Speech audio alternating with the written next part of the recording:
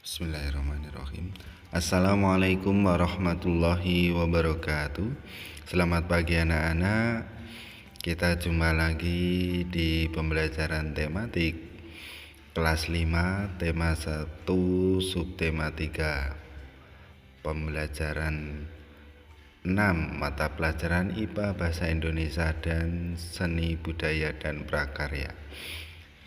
Sebelumnya, pemetaan kompetensi dasar bahasa Indonesia, yaitu kita menentukan pokok pikiran dalam teks lisan dan tertulis.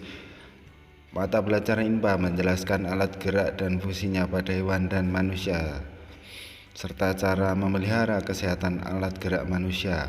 SBDB, memahami gambar cerita. Tujuan pembelajaran. Yang pertama, dengan mengamati gambar, siswa dapat mengetahui posisi dan sikap tubuh yang baik bagi kesehatan organ gerak dengan peduli. Yang kedua, dengan membaca, siswa dapat menemukan ide pokok masing-masing paragraf. Ketiga, siswa menggali informasi dari bacaan untuk dituangkan ke dalam bentuk komik secara percaya diri. Yang keempat, siswa dapat mempresentasikan kelainan organ gerak menggunakan alat peraga model sederhana, kelainan atau gangguan pada otot manusia dari bahan tanah liat yang telah dibuat secara percaya diri.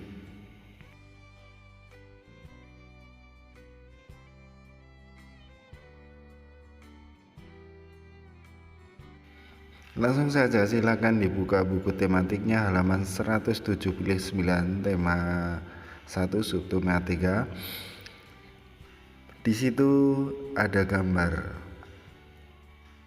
dan di bawahnya menceritakan tentang kondisi Lani dan ayahnya, bagaimana cara memelihara organ gerak kita.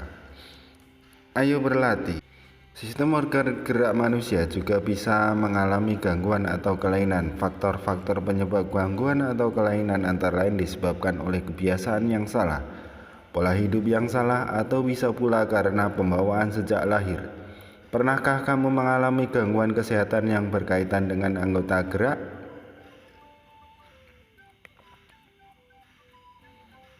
Berikut ini cara mencegah terjadinya kelainan pada organ gerak kita. Yang pertama, untuk menghindari kelainan kaki X yang merupakan bawaan sejak lahir, ibu hamil dianjurkan untuk memperbanyak mengkonsumsi sayuran dan minum susu berkalsium.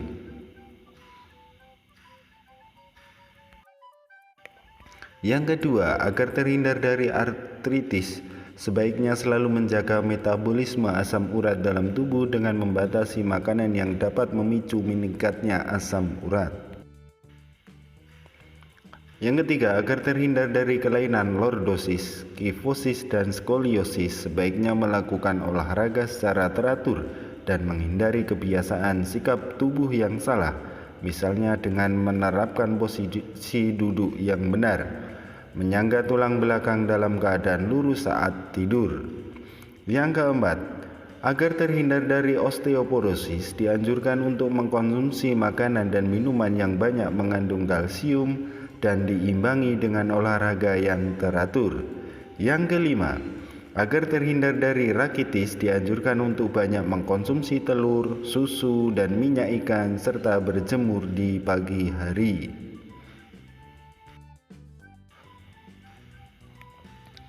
Selanjutnya, ayo mengamati apa yang akan terjadi jika orang melakukan gerakan-gerakan atau sikap seperti pada gambar berikut. Pada gambar pertama, itu akan menyebabkan tulang punggung akan terasa sakit karena membaca sambil tiduran. Yang kedua, tulang punggung membengkok ke belakang karena mengangkat beban terlalu berat.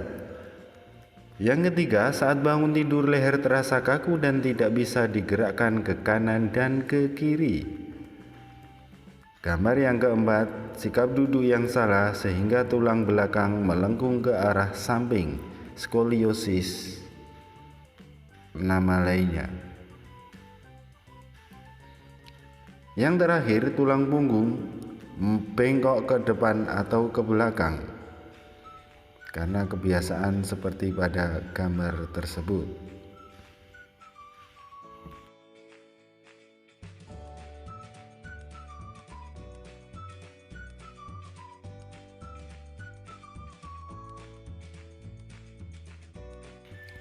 Selanjutnya, silakan kalian buka buku kalian halaman 183 dan 184.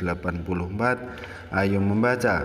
Bocah terkuat di dunia pecahkan rekor. Silakan dibaca dan dipahami dengan seksama. Setelah kalian selesai membacanya, berdasarkan bacaan di atas tadi, temukanlah ide pokoknya, tuangkanlah ke dalam tabel seperti berikut ini.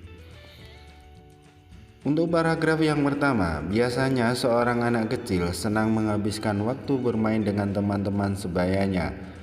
Giuliano Stroh sudah diajak ayahnya ke tempat gym sejak umur 2 tahun. Paragraf yang kedua, umumnya tubuh seorang bocah laki-laki yang masih di bawah umur belum memiliki otot yang kekar layaknya seperti pria dewasa. Tetapi hal tersebut berbeda dengan Giuliano Stroh. Tubuhnya sudah seperti binaragawan.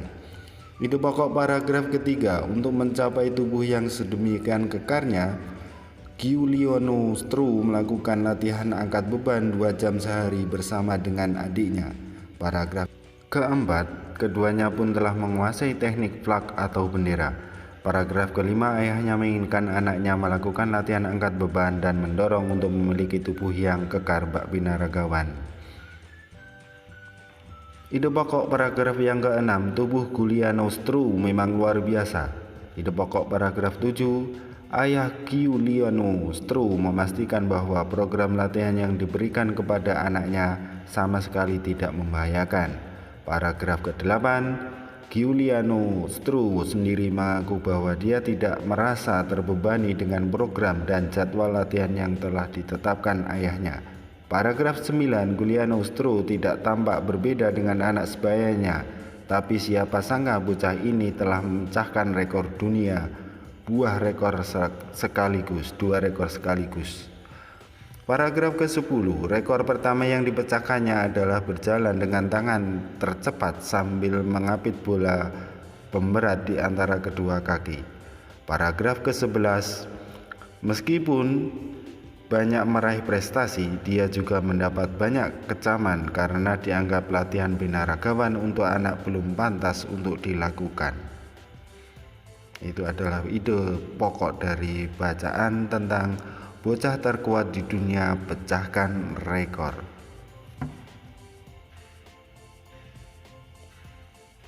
Selanjutnya, pada halaman 186, ayo berkreasi. Menarik sekali membaca bacaan di atas tadi, namun akan lebih menarik lagi jika isi bacaan di atas disajikan ke dalam sebuah komik. Tentu kamu akan lebih mudah memahami pesan dan informasi yang disampaikan. Cobalah ingat kembali apa pengertian komik dan ciri-cirinya. Berikut, pengertian komik merupakan cerita bergambar yang disajikan secara menarik. Sebagian besar isi cerita dalam komik disajikan dalam bentuk gambar. Meskipun demikian, dalam komik juga disajikan bahasa tulis dan bentuk narasi pengantar maupun bahasa langsung. Nah, sekarang giliranmu membuat komik. Buatlah komik yang menarik berdasarkan bacaan bocah terkuat di dunia pecahkan rekor. Kamu juga boleh mengembangkan ceritanya, tetapi yang menjadi tokoh utamanya tetap Giuliano Stroh. Seperti contoh di bawah ini, gambar tersebut, perhatikan, itu adalah salah satu. Ada 4 contoh komik tentang Giuliano Stroh sebagai anak terkuat di dunia. Selamat mencoba. Silakan dikerjakan di buku tugas anak-anak sekalian.